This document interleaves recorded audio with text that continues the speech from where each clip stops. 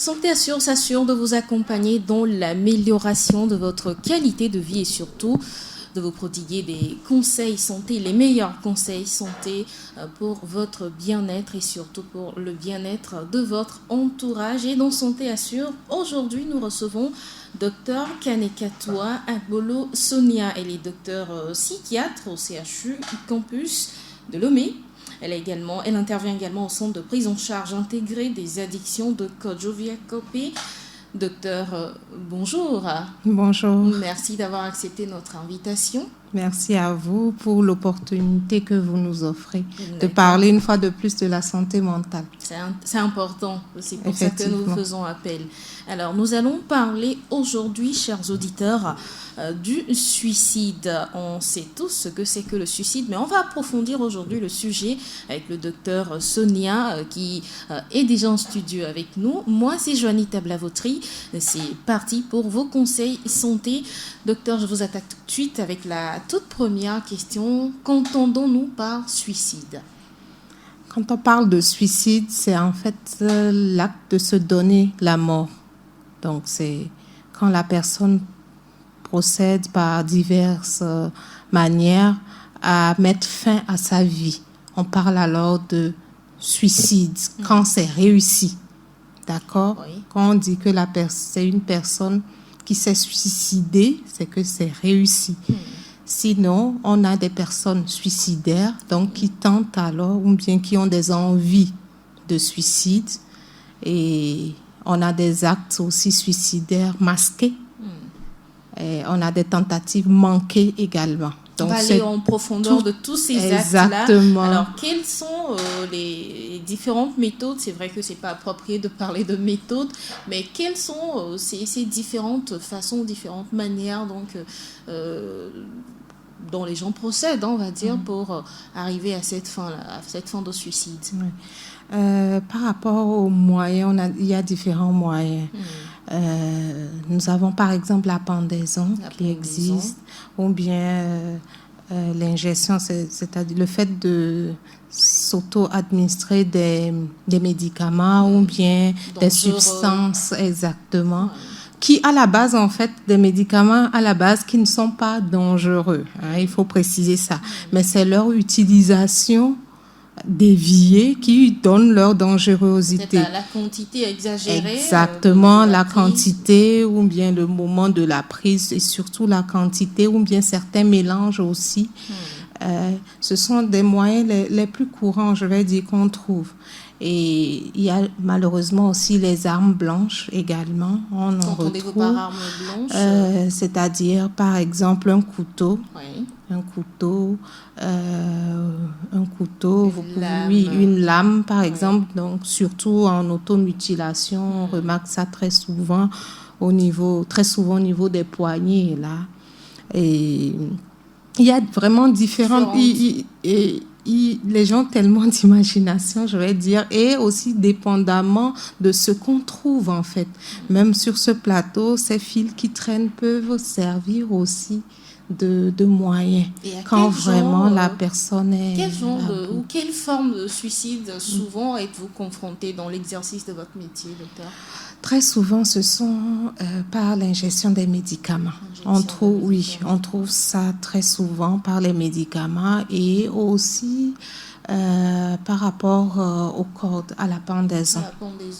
Ce sont les moyens les plus rencontrés, même en général dans la population, même sur d'autres cieux, dans d'autres pays aussi. Ce sont les moyens les plus utilisés. D'où cette réglementation aussi au niveau des médicaments et de la délivrance, de la vente des médicaments, de la prise. Quand quelqu'un est déjà, on va dire, en souffrance et autres, déjà que l'entourage soit vraiment un peu plus vigilante par rapport aux médicaments, par exemple. Le suivre de près, en fait. Exactement. Alors, on vient là de parler du suicide. Est-ce que le suicide est une maladie, docteur ? Non. Le suicide n'est pas une maladie. Le suicide n'est pas une maladie. On peut dire c'est C'est une conséquence. Est-ce que c'est une conséquence? Oui. C'est une complication, si on veut parler comme ça. Et quelles sont ces maladies-là? Très souvent, on voit effectivement la dépression, premièrement. Ouais. C'est vrai. C'est la cause première. La cause première, peut-être, je ne vais pas rentrer trop dans les statistiques parce que il faut vraiment faire des études approfondies pour vraiment voir que c'est la cause première. D'accord. Donc, on a la dépression qui est une maladie psychiatrique qui peut avoir diverses causes, diverses causes, mais en gros, je vais dire comme ça, la dépression. À côté de ça, on a d'autres maladies psychiatriques un peu plus grave dans le sens que ça perturbe la personnalité au plus profond. C'est-à-dire que la personne en question ne sait pas ce qu'elle fait. Exactement. D'accord. Et nous appelons ça les troubles psychotiques. D'accord. C'est-à-dire, par exemple, quand une voix me dit de me jeter dans un puits, c'est un autre moyen aussi de suicide. Ça veut dire que la personne dans sa tête, ça marche plus trop bien. C'est plutôt qu'il y a une modification au niveau cérébral des sens de la personne qui fait que la personne entend des voix. Et très souvent, ça peut être C'est une maladie mentale alors? C'est un symptôme d'une maladie qui, donc, je disais, le trouble psychotique. Les troubles psychotiques, parce qu'il y en a vraiment plusieurs. C'est vrai, en général, on les mélange tous et puis où on caricature en disant la folie, mais c'est vraiment différent. On l'étudie. Oui, et c'est vraiment différent. Donc, je disais, on peut arriver à se suicider parce que il y a une voix qui nous l'ordonne.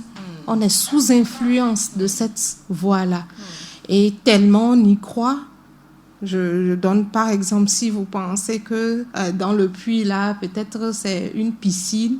Si par exemple vous voyez une piscine au lieu d'un puits, donc ça c'est une hallucination visuelle, vous pouvez aller pour vous sauter là-dedans. Oui, exactement. Ou bien si la voix vous dit carrément de sauter là-dedans, peut-être pour fuir certains persécuteurs, exactement là. C'est un acte suicidaire aussi, sauf que c'est induit. Ça a été provoqué en fait par des hallucinations, par une altération, une modification de nos sens. Donc, on a aussi ces maladies-là. L'autre, nous n'appelons pas ça vraiment des maladies, mais nous appelons ça des troubles de la personnalité. D'accord? Donc, c'est plus au niveau de certains traits de personnalité qui font que la personne peut ressentir un grand vide, comme si il était seul au monde. Oui, ou soit qu'il y a quelque chose qui manque et que c'est peut-être en s'automutilant qu'il trouve une certaine soulagement, je dirais. Un certain soulagement. Et malheureusement, c'est une veine, quoi. Donc, à côté de là, elle peut finir par trépasser, par perdre la vie. On dira qu'elle s'est suicidée. Donc, il y en a quand même, même dans certaines maladies, même organiques, certains types de maladies, même neurologiques, de façon impulsive comme ça, peut amener la personne à peut-être, comme on le disait, se jeter dans un puits. Nous appelons ça un raptus. Techniquement, oui, on appelle ça un raptus suicidaire. Certaines maladies même, certaines formes d'épilepsie même peuvent donner ça. Il y en a des maladies, une forte angoisse venue soudainement aussi peut entraîner ça et peut-être un train qui passe et rapidement cette angoisse, l'avion se jette comme ça. Et donc, il faudrait, derrière le suicide, vraiment faire une analyse pour voir exactement est-ce que c'est ci, est-ce que c'est ça, avant de... Vous voyez pourquoi je dis, c'est vrai, on dit la dépression, oui, mais il n'y a pas que... Oui. Une des maladies, comme je disais, troubles psychotiques, notamment la schizophrénie, ce que communément on appelle la folie. aussi, c'est dans les complications, dans les suites, dans les évolutions, parfois on a des suicides comme ça. Est-ce que ces troubles psychotiques ou troubles de personnalité sont guérissables? Est-ce qu'on a des voies et moyens pour arriver à, je sais pas, à soulager le malade ou la personne en question? Oui. Donc, je disais tout à l'heure, quand je parlais du trouble de la personnalité, je disais, on évite de dire que ce sont des maladies par rapport aux troubles de la personnalité. Mais les troubles psychotiques, oui, ce sont des maladies, des pathologies psychiatriques. Et il y a beaucoup d'avancées. Par rapport aux troubles psychotiques, il y a d'énormes avancées et les personnes qui en souffrent arrivent même à vivre comme tout un chacun. Ils arrivent, il y a cette possibilité de vivre comme tout un chacun, mais avec des moments plus difficiles que d'autres. Et donc avec exactement un suivi. Et quand on dit un suivi, c'est pas seulement les médicaments.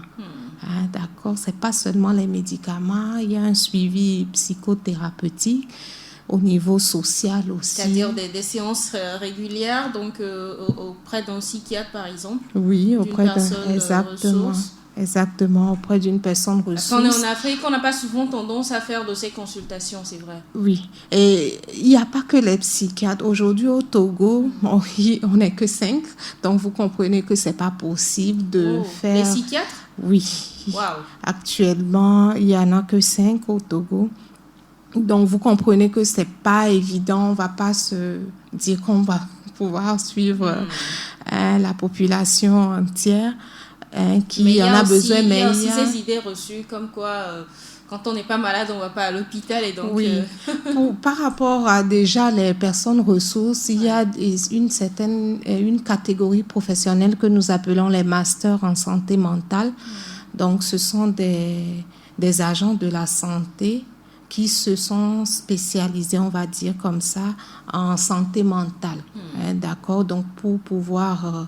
qui travaillent sur toute l'étendue du territoire, ils existent. Dans les centres de soins? Exactement, dans les centres de soins.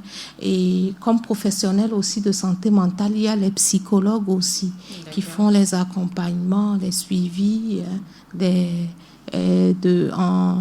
par rapport à tout ce qui est du psychisme, tout ce qui est du soutien psychologique dans la détresse et même dans les suivis psychothérapeutiques. Donc, il y a un peu tout ça.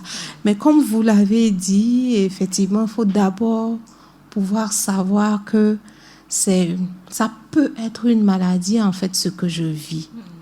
Donc, et aller vers des centres de soins. Pas forcément des centres de soins même spécialisés, même en général. Un centre de soins en général, les médecins généralistes, ils sont outillés pour pouvoir vous dire déjà que, attention, là on est dans tel niveau, ok, je vous accompagne à ce niveau, mais rapidement, il faut que vous puissiez voir un spécialiste du domaine, un psychiatre, un master en santé mentale. Les gens sont souvent réticents en ce qui concerne ces maladies psychologiques ou maladies mentales à se rendre dans un centre de santé, comme quoi c'est la tante, je sais pas, au village qui veut pas que cet enfant évolue ou que ce jeune évolue, qui lui a jeté un sort. C'est un peu tabou en fait dans nos sociétés de faire recours à un psychologue ou à un psychiatre.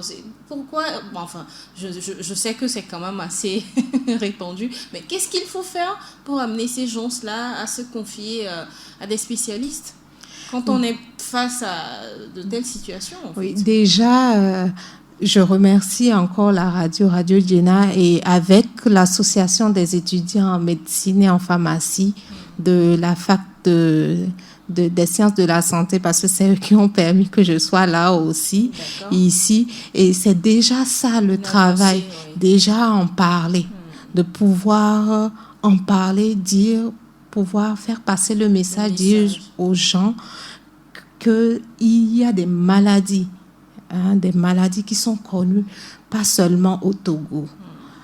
Moi, j'ai fait ma formation, certes une partie au Togo, mais vraiment la formation diplômante, c'est pas au Togo. Donc, pour vous dire que c'est partout. Oui. Et en Afrique, comme en Europe, comme aux États-Unis, comme en Asie. Donc, ce sont des maladies qui existent partout dans le monde, comme toute autre maladie, et que on soigne et qu'on arrive à stabiliser et que les individus puissent retrouver un tant soit peu d'humanité et de pouvoir vivre leur vie avec certes peut-être des tares, avec des capacités peut-être en moins.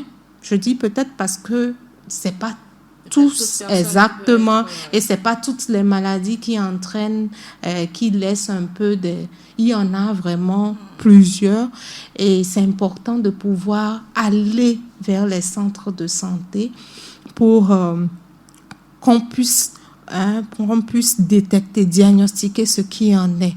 Je le dis parce que même derrière ces manifestations dont on a cité même le suicide et tout ça, et derrière même les voix et autres, ça peut être même une maladie en fait du corps visible même qui pousse la personne, qui dans sa manifestation même amène les gens à avoir même des hallucinations. Il y a tellement de choses.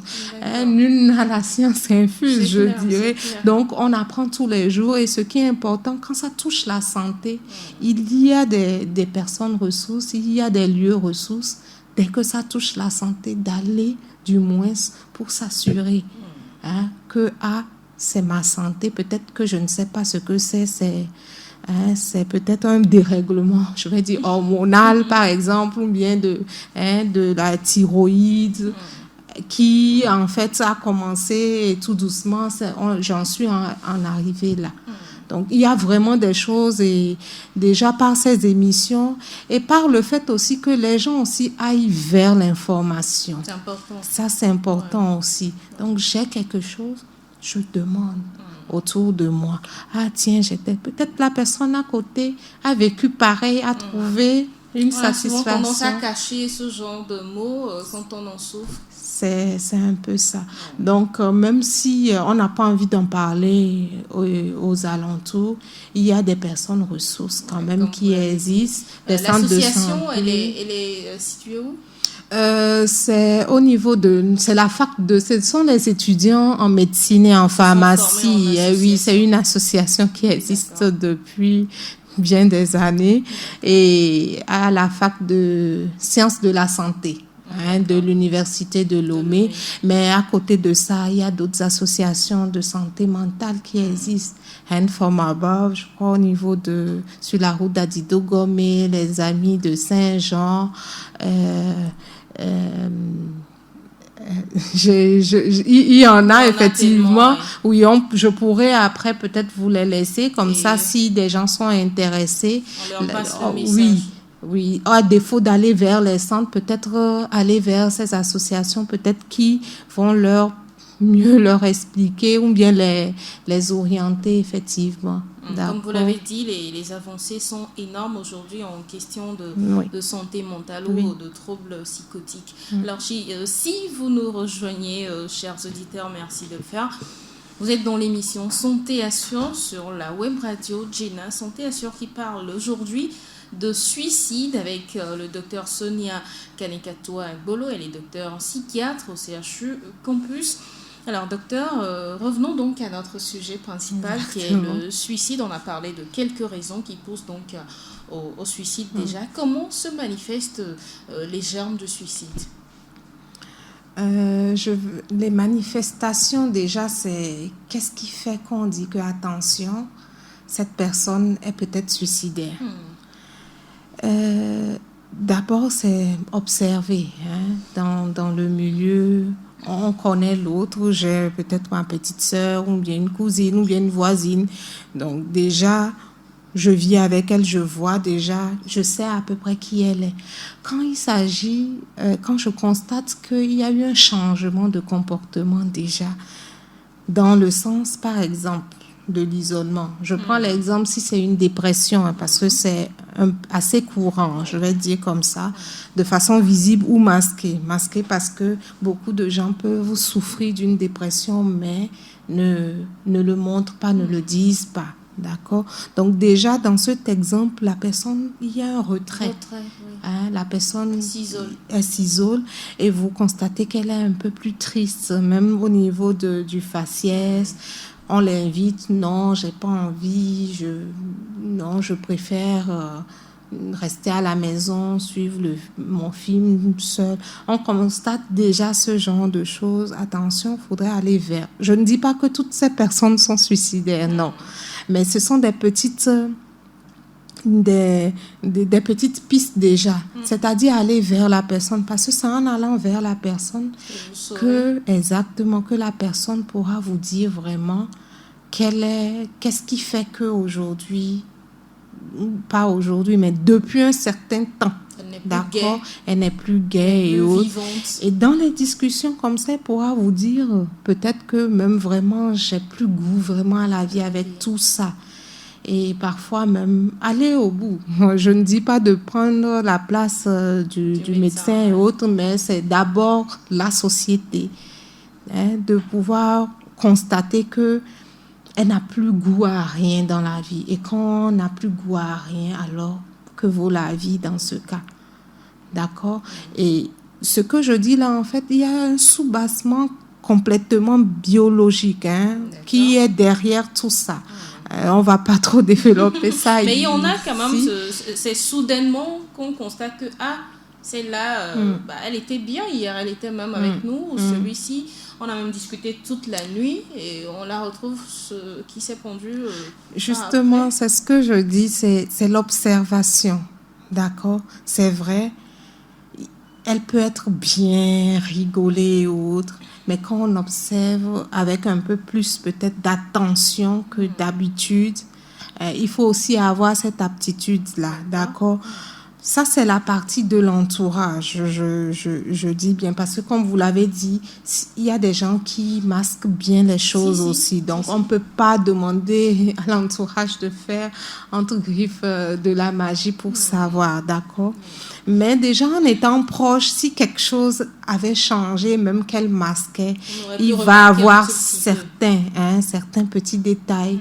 Peut-être on voit qu'elle force d'habitude à sortir, ou bien des trucs comme ça. Mais l'autre chose aussi, c'est que la personne peut dire, comme je venais de le dire, franchement, ça ne va pas trop fort. Le fait déjà que la personne répète ça 1, 2, 3 fois, elle n'a pas besoin de dire que je vais me suicider. Déjà cette répétition et le fait que ça soit singulier à la personne. La personne n'est pas comme ça d'habitude. Ça revient tout le temps. Chez les enfants, par exemple, c'est peut-être des dessins. Les enfants, ils se mettent à dessiner, mais des choses un peu plus tristes que d'habitude. Oui. D'accord? Chez les personnes âgées, on commence à... Ça veut dire qu'il y a des enfants qui se suicident également? Oui. De tout petits enfants? Tout petits, l'âge, il faut voir. Tout petit, mais des enfants, des adolescents, il y en a. Hein. Et même c'est un peu par rapport à ces spécificités que même en psychiatrie, on a des sous-spécialités. Donc, le pédopsychiatre qui est spécialiste des enfants et des adolescents. Le gérontopsychiatre qui va s'occuper beaucoup plus de la personne âgée. D'accord. Donc, c'est vrai, nous disons psychiatre pour ne pas trop donner trop de détails. Par exemple, moi, je suis plus au niveau de la gérontopsychiatrie. C'est-à-dire les personnes âgées. C'est ça. Mais de base, c'est la psychiatrie d'adultes. Oui. Ouais. Donc, vous voyez, il y a vraiment... Parce que l'individu est singulier. Les tranches d'âge et autres ont leurs particularités. Le sujet âgé va commencer peut-être à donner des chants de tristesse ou bien des chants de genre de l'au-delà, d'accord, et il va peut-être commencer par préparer ses obsèques. D'accord, des changements, ce sont des petites choses comme ça, mais pas pris individuellement, hein. Il faut faut que je précise que ça doit être pris dans un contexte, ouais. d'accord, dans un contexte avant de paniquer, de dire attention et autres. Mais ce sont de petites choses. D'accord. Et il y a des gens qui le disent clairement aussi, hein, carrément que vraiment là, je suis fatiguée de cette vie, mieux vaut mourir. Hein, et j'y pense sérieusement ces temps-ci. Wow. Pour dire, il ne faut pas banaliser. Quelqu'un qui dit ça clairement, il ne faudrait pas banaliser. Hein. Il faudrait peut-être, après cette conversation, revenir d'une certaine manière, bien explorer, voir quel est le problème. Est-ce qu'il ne faut pas que tu demandes de l'aide alors? Parfois, ça peut être au niveau socio-économique. Oui. Hein, réfléchir avec la personne, par quel moyen l'aider à régler son problème. Ouais. Hein, parce surtout pas la laisser seule dans exactement, comme je le dis, ça part par quelque chose de je vais pas dire banal, mais de la société, de la vie courante, et au fur et à mesure, ça s'ancre et c'est carrément des perturbations au niveau...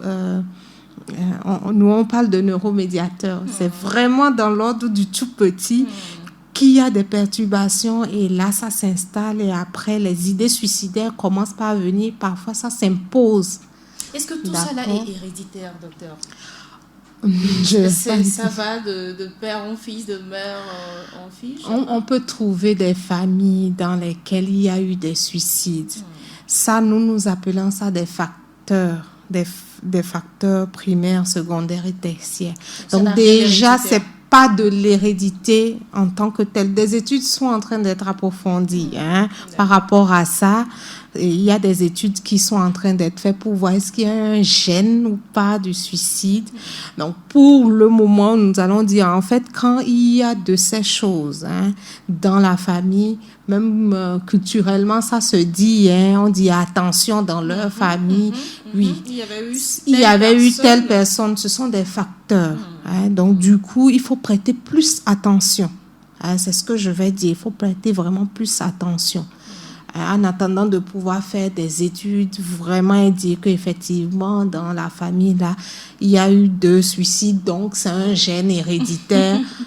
On va prendre ça pour dire attention quand même. Ça doit attirer l'attention pour dire il faut prêter un peu plus attention alors à cette personne qui commence peut-être à présenter quelques signes. Et je le disais, il n'y a pas que la dépression, même quand les hallucinations, quelqu'un qui vous dit il entend et autres, en attendant d'aller à l'hôpital, qui est vraiment très important, il faut déjà s'intéresser, demander qu'est-ce que les voix te disent.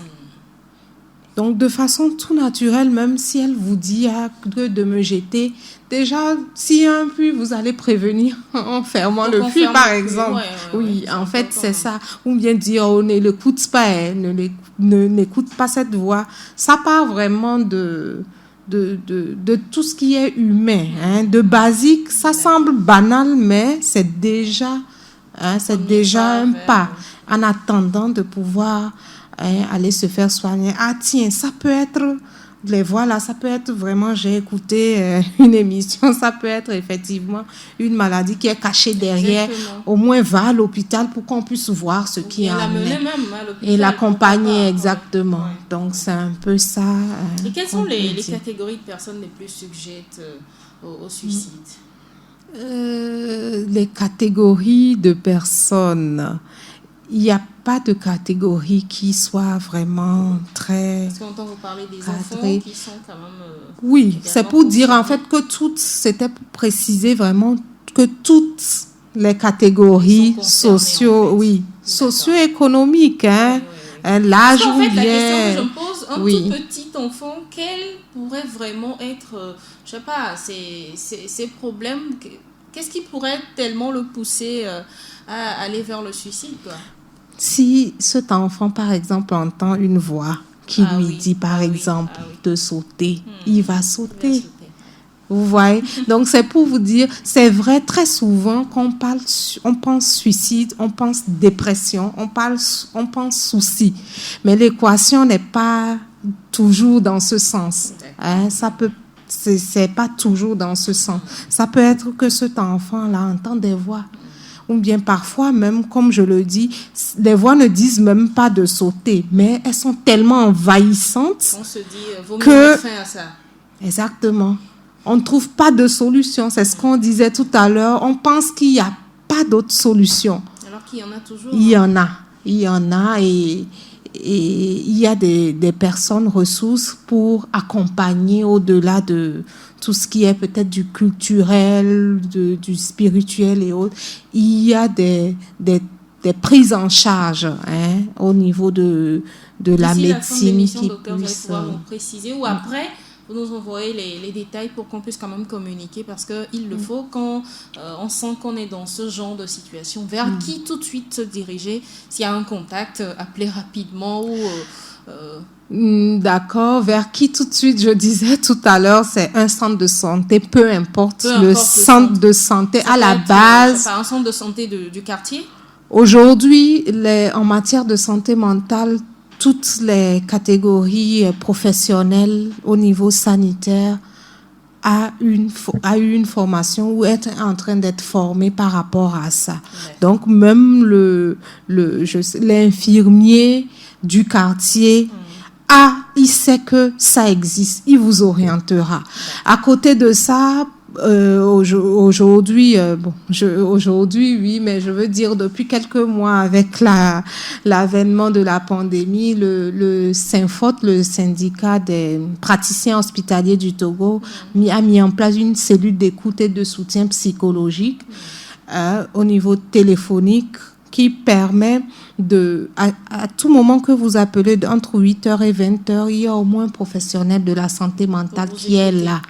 Donc déjà, c'est déjà aussi un créneau pour pouvoir un peu, pas une consultation, mais c'est déjà au moins, il vous orientera compte tenu de votre lieu géographique, vous dira vers qui aller par rapport à ça.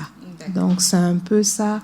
Je vous donnerai le contact, comme vous le dites. Après. Je l'ai juste là pour pourriez insérer ça. Alors, 79% des suicides surviennent dans des pays à faible revenu. Vous le disiez tantôt, les facteurs socio-économiques donc ou intermédiaires. Au Togo, le suicide commence par prendre une proportion inquiétante. Comment peut s'expliquer cette situation? C'est vrai que nous constatons avec tristesse ces derniers mois notamment, il y a eu beaucoup de cas de suicide. Nous avons constaté cela. Et au Togo, vous avez dit 79% des pays à faible revenu, oui. Même des pays des pays dits développés, on en trouve aussi des cas de suicide, d'accord. C'est souvent des pays à revenus faibles qui ont de ces problèmes. Tous les pays. C'est tous les même pays. à revenus forts, comme je le dis. Aujourd'hui, en Europe, même si je donne par exemple l'exemple de la France, les suicides, il y en a. Il y en a vraiment, que ce soit les pays développés, première puissance mondiale, les États-Unis, il y en a. D'accord. Okay. Donc c'est vrai, on trouve ça en pays pauvres parce qu'un des facteurs, comme je venais de le dire, c'est le facteur pauvreté. C'est un des facteurs. Et le cas particulier du Togo, est-ce que ce serait un facteur influent?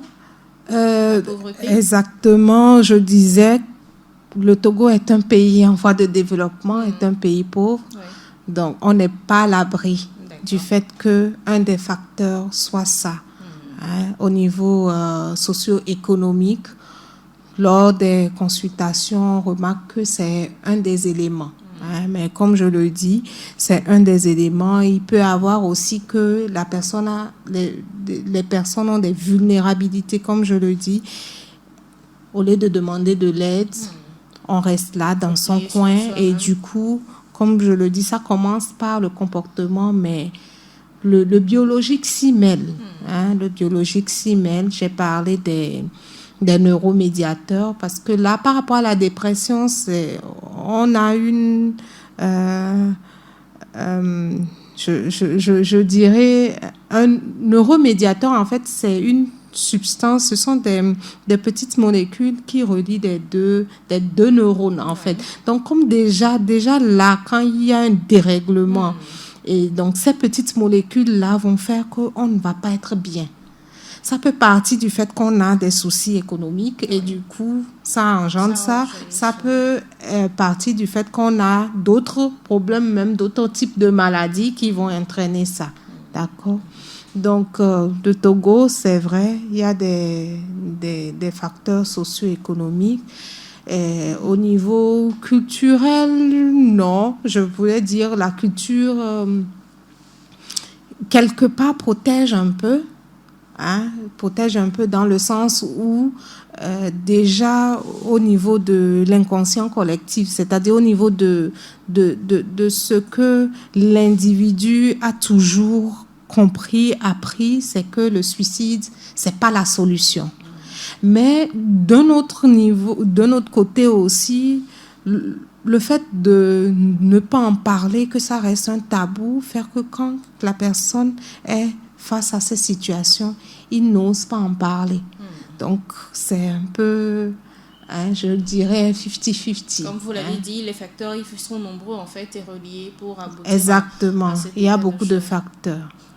Docteur? Et si je peux me permettre aussi faire le lien aussi avec les substances, les abus. Les drogues. Exactement. Nous appelons ça les substances psychoactives parce que les drogues sous d'autres choses, ce sont des médicaments. Donc, déjà ça aussi, effectivement, à la longue, par exemple, l'alcool, à la longue, peut causer des va entraîner... Exactement. Ah oui, l'alcool peut entraîner aussi une dépression. Donc, déjà ça, ou bien le cannabis, si vous fumez tout à l'heure et chez certaines personnes, ça va perturber les sens, exactement. Vous allez vous sentir fort, vous allez vous sentir tout puissant, pouvant brader par exemple l'eau de la mer. Vous voyez, vous vous jetez dedans, mais la réalité exactement est tout autre. Du coup, vous vous noyez. Donc, il y a vraiment beaucoup de choses. Donc, c'est vraiment apprendre au cas par cas, analyser et puis voir ce qui en est. Mais pays pauvres, pays riches, les cas de suicide, il y en a. D'accord. Alors, docteur, d'aucuns pensent qu'il faut être fou pour essayer ou de mettre un terme à sa vie ou enfin pour tenter de se suicider. Vous, en tant que docteur psychiatre, qu'est-ce que vous en pensez? Suite à tout ce que je viens de dire, alors, je pense que les auditeurs vont tirer leurs conclusions. Ouais. C'est aller trop vite en besogne pour dire que ces personnes sont faibles, ces personnes sont fortes, la vie vaut d'être... Parce que ça va au-delà. On parle d'une maladie derrière, d'accord? On parle d'une maladie carrément qui est derrière. On parle d'un trouble qui est derrière tout ça. D'accord? Même quand je parlais du cannabis, de l'alcool, ce sont des addictions. Ça rentre dans le cadre des addictions. Et donc, c'est quelque chose... Et dans ces cas-là, quand on est en présence de personnes qui consomment l'alcool, le cannabis en exagération, qu'est-ce qu'il faut faire pour les aider à ne pas se retrouver dans cet état aller vers le suicide ou je sais pas? Par rapport à ça, c'est vrai, la sensibilisation, déjà, c'est une bonne chose. Quand quelqu'un sait que ça peut m'amener à ça, déjà, qu'elle puisse savoir que la suite peut être ça. D'accord? À côté de ça, comme je viens de le dire, ce sont des pathologies. On rentre dans le cadre carrément des pathologies qui demandent alors un soin, qui demandent une prise en charge.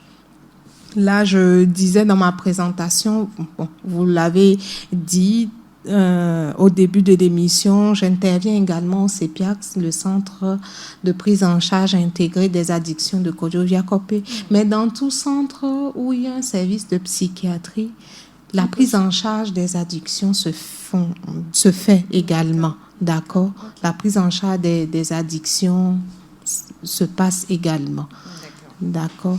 Donc, c'est dans ce cas de figure, c'est important de déjà expliquer et de motiver la personne à pouvoir demander de l'aide, demander à se faire prendre en charge parce que tout ça, ça entraîne quelque part une souffrance. C'est clair. une souffrance. Et quand il y a souffrance, c'est qu'il y a besoin de trouver une solution. Je dis souvent, on existe pour être heureux sur la terre. Donc, quand il y a déjà quelque chose qui fait qu'on n'est pas heureux, on n'est pas bien, on dort pas bien, on a des maux de tête à en finir, et peu importe les médicaments, ça va pas, et autres, c'est qu'il faut aller demander de l'aide. C'est clair. Au niveau d'un centre de santé, au moins la part des choses va se faire. Le soignant, le médecin, l'infirmier, le paramédical qui est là pourra voir, ah tiens, ça il faut qu'un spécialiste puisse voir ça vraiment de plus près. Aller dans un centre plus spécialisé. Les CHU aujourd'hui de Cara comme de Lomé ont cette spécialité. D'accord. L'hôpital psychiatrique de Zébé également est là. Et les centres privés aussi sont là. Les centres confessionnels à Agoué comme à Kégué aussi sont là au niveau privé également. Donc, quelque part, la demande est là. L'offre de soins aussi est là.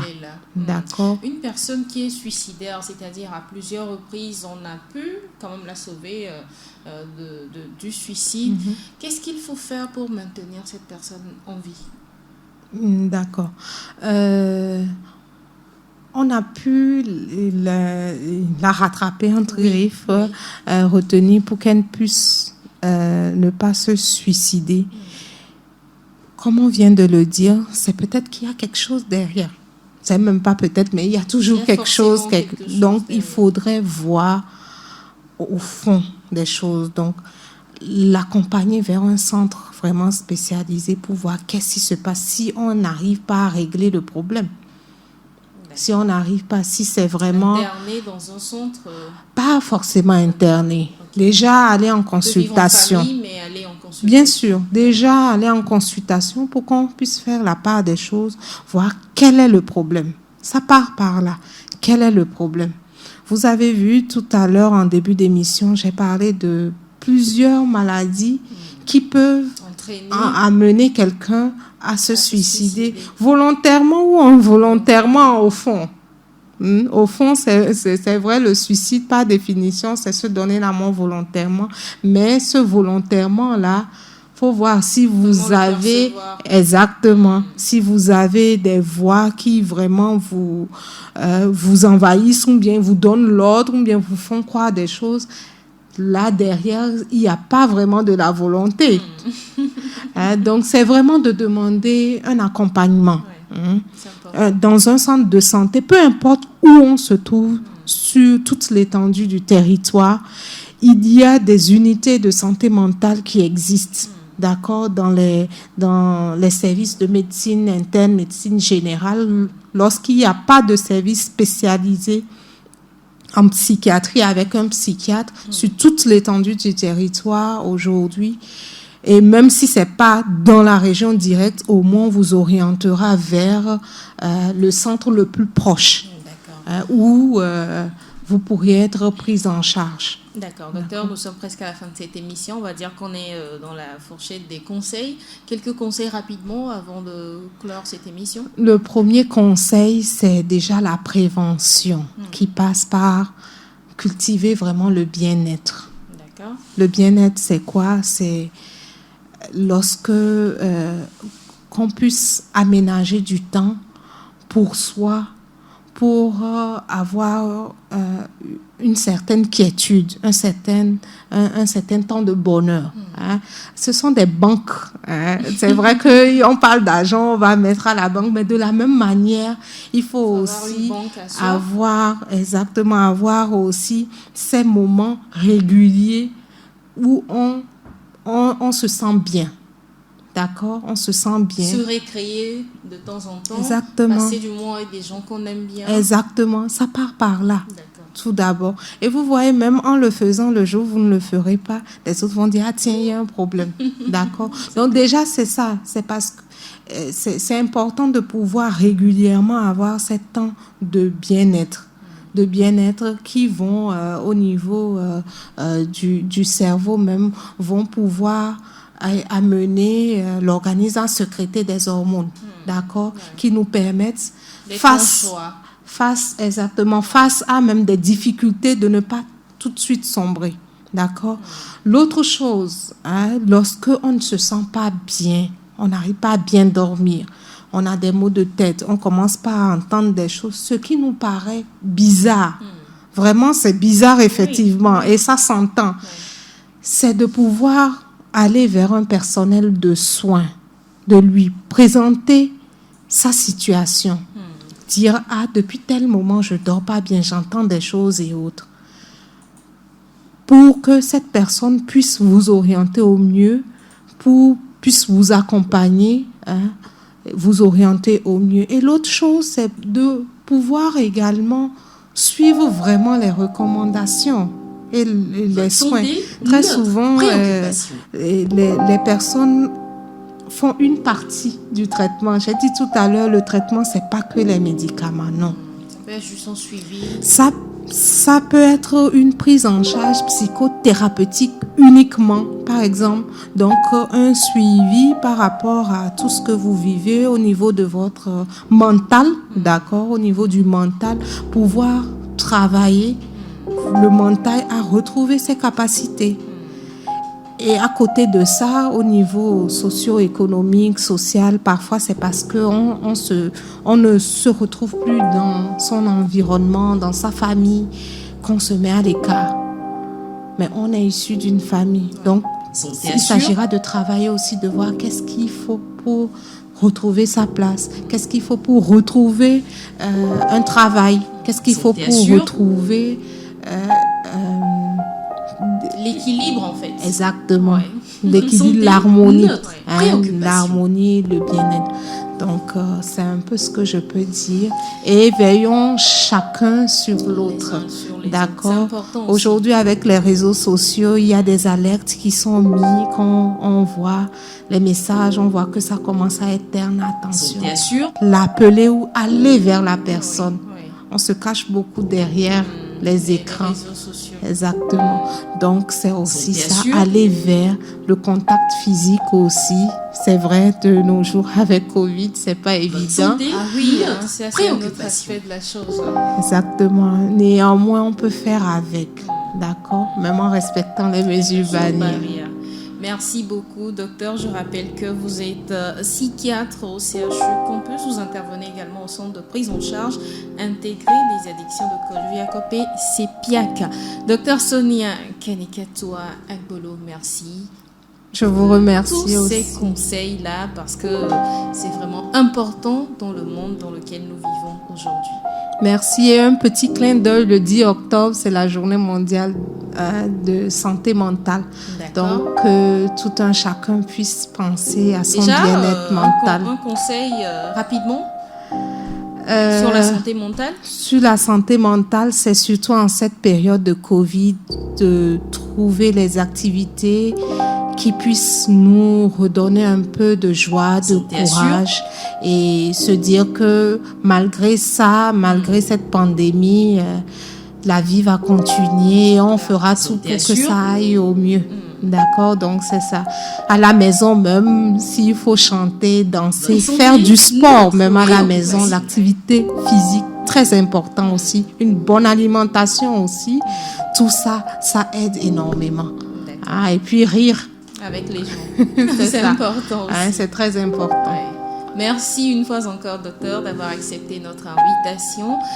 Nous sommes à la fin de cette émission. On a parlé du suicide, chers auditeurs. J'espère que vous avez remarqué la pertinence de ce sujet. Prêtons attention aux gens qui nous entourent. Assistons-les, rions les uns avec les autres. C'est le moins qu'on puisse se faire, s'offrir, parce que la vie, elle est très courte. La santé, votre santé, notre Alors, merci également à Rémi Humpati qui a assuré la réalisation technique de cette émission. Je suis Juanita Blavoutri au prochain numéro de Santé Action. Ciao, ciao.